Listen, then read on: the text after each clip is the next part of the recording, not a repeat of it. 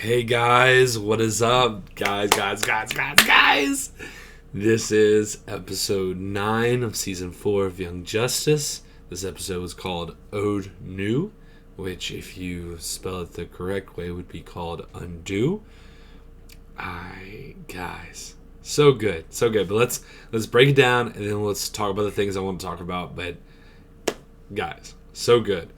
So season 3 last year, episode 8, I believe, was the episode all about Vandal Savage. And that was probably my favorite episode of the season, I believe, because it gave you backstory, it built the lore up of the Young Justice universe. Phenomenal. This episode is very similar. It starts off explaining these beings, and there's these red beings versus these white type beings that have been around for, sounds like billions of years. Sounds like for a really long time. And it establishes that, and then it kind of shows us backstory of Vandal Savage and the relationship between him and his being and how those things transpired and how these different things led to each other's situation. So, who is this being? Well, this being is Clarion Bleak.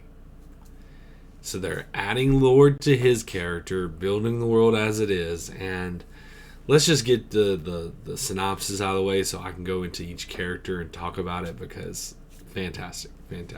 So, anyway. What did I like? I like that lore that they built up. I like the relationship with the new characters and the fact that Zatanna is training these new characters on how to use magic, and we'll be breaking these characters down in a second.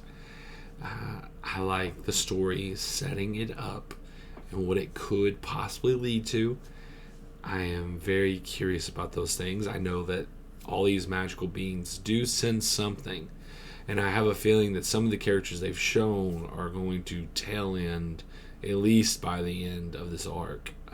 For instance, Dr. Fate, Blue Devil, I think those characters are going to play a significant role coming soon. And I'm excited about that. I think it's going to be freaking phenomenal. But anyway, so you have that. You have this mysterious character, which I will hit on in a second, popping up, and they're adding lore to that as well. And just seeing, just so good, guys. This was such a good episode. I'm blanking on her name, but the mystic woman, I like how they kind of brought that in there, where they go and visit her, and she kind of tells them what's kind of going on. And they go seek out the fact that poor security guard. So the child, put it that way for a second, the child, when she pops up to get her vessel or get her thing that kind of ties her to this world, which is a really powerful item to tie her to this world. She is met by a security guard. Sadly, that security guard dies a terrible death, an absolutely terrible death. But in doing so, when Zatanna and them show up to, investigate, that's when Clarion pops up and starts wreaking havoc. And if it wasn't for the fact that he knows he has to face this child, I think that he would have just murdered them. So thankfully he left. But, you have all that stuff going on while you're still having the plot with Beast Boy dealing with being clearly depressed and sad about the loss of Superboy. And I'm glad they're not going to let that go. And that's something that's going to continue to be built up, dealing with loss and mourning throughout the season. So I think that's good as well. And I'm very curious to see where Blue Devil ends up, because I feel like Blue Devil is going to pop up to help the team that we're following right now. So pretty cool. But there's more stuff we got to talk about. And now we're going to get into some super spoiler stuff. Things I've kind of mentioned, kind of haven't. but we're going to be breaking down the characters because a lot of these characters I didn't know. Now, what we're going to do, though, is that some of these characters clearly, like I know who Clarion is, but there's Clarion and then there's Mary Bromfield. Now, I do know who they are, but I just want to hit on something real quick. I know who Phantom Stranger is, but I want to hit on those characters real quick just for certain reasons. Okay? Okay. So, just to get this out of the way, though, to show how they put in characters that you don't even think about, and then you realize, oh, what? Like, that character's somebody? Like, okay. Let's go. I'm going to share my screen. There we go. All right. Henry Fife. Okay. Now it's like, when did a dude with glasses just randomly pop up in the show? I don't remember that. Like, who is that? And then you realize the dude that bumps into Satana is a comics core character? What? So the guy that bumps into Satana is like, oh, I'm sorry, I didn't mean to bump into you, is actually like a deep cut comic character? Like, you're only going to get this from the Young Justice universe. No other series would take the time to get a deep cut comic book character as someone you just bump into. Like, crazy. Just crazy. But anyway, I just thought that was cool. Talking about characters I didn't know. I think I've seen, this character maybe before, but the reality is I really haven't. I don't think. So, like, what? Crazy. But, it was cool. So, there's two characters that I think they are fusing, and maybe three, that they're kind of fusing all kind of together. And they're doing something very interesting with. And Clarion the Witch Boy, they have basically opened the idea that this character is a, this dimensional being that's been around forever, basically, for a very, very, very, very, very long time. I know they talk about Limbo Town. I don't know much about that, but I do feel like that Young Justice is changing the character a little bit, and they are connecting this character to the child. And it says the child is a member of the Lords of Chaos and is a powerful enemy.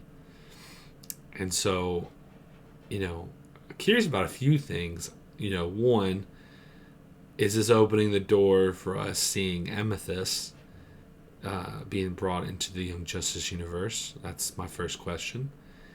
And my second question is, let's click Lords of Chaos. See, now I'm very curious. Because if one side, so you see in the episode, there's the reddish pink gems, and then there's like the whitish gems, I believe they were white. I'm wondering if one side is the Lords of Chaos and one side is the Lords of Order. I'm curious, who is in the Lords of Chaos? Because here's my question. Will the Lords of Chaos, will those different characters pop up in the DC universe to wreak havoc on everyone else? I don't know if they're going to go there. I don't know if they're setting it up as that, or if they're setting it up to explain that there's something else.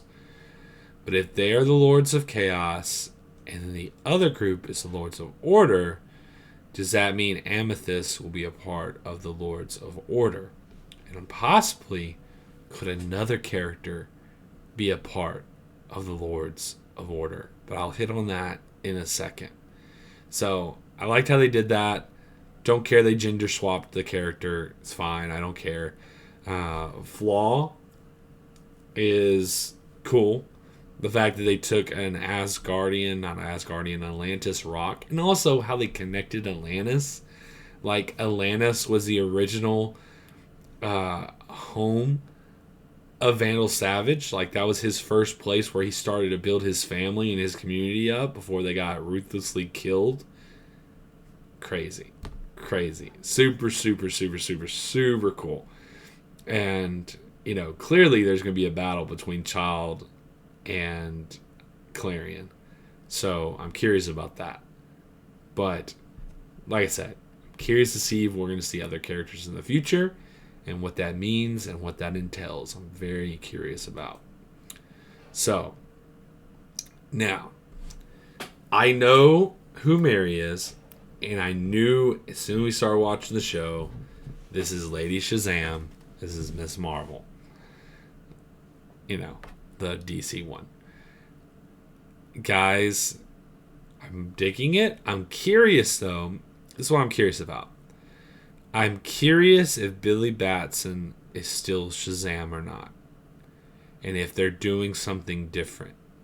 That they may not be doing the Shazam family, but what they might be doing is allowing this character to take the identity of Shazam entirely and saying that Billy Batson has retired that ability.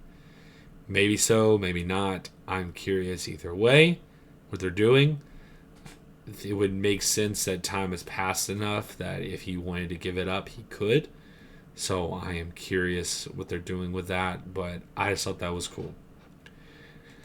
Now, a character I didn't know, and I think it's super cool that they brought this character in, which is Khaled Nasser. He's Dr. Fate. He's Dr. Fate.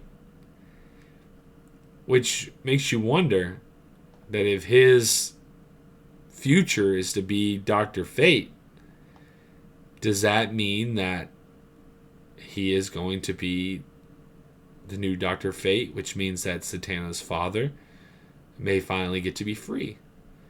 And if he does get to be free, will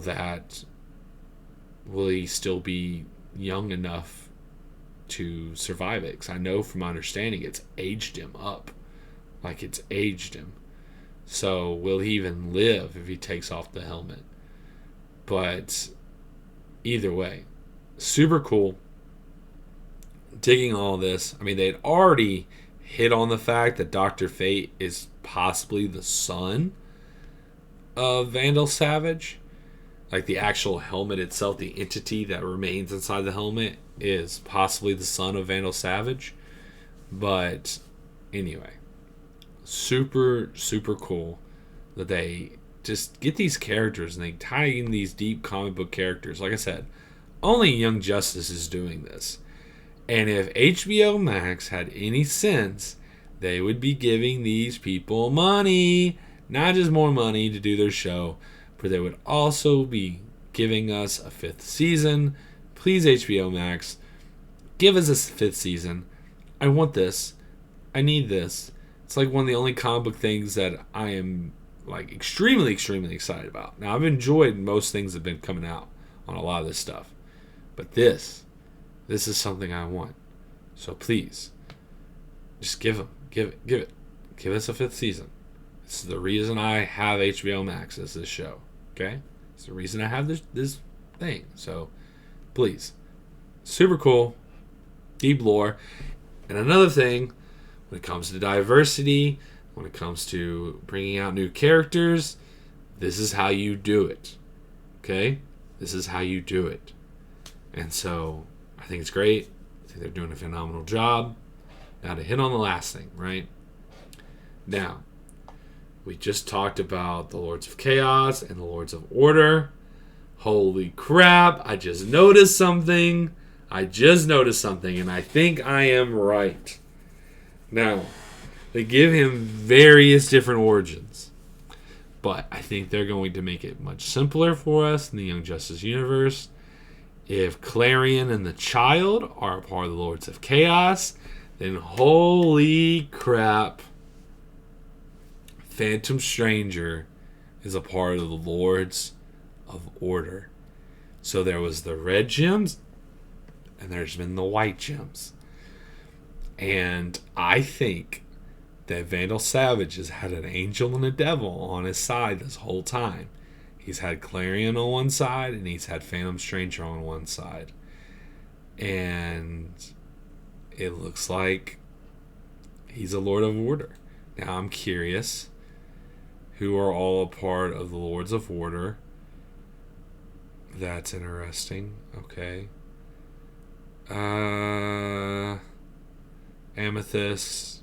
I don't know some of these characters. Naboo is Dr. Fate, right? Am I correct on that? Naboo is... Oh, never mind.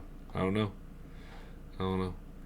Because that's the thing. Are we going to see some of these characters? Or are they just going to keep it simple? I think they're just going to keep it simple.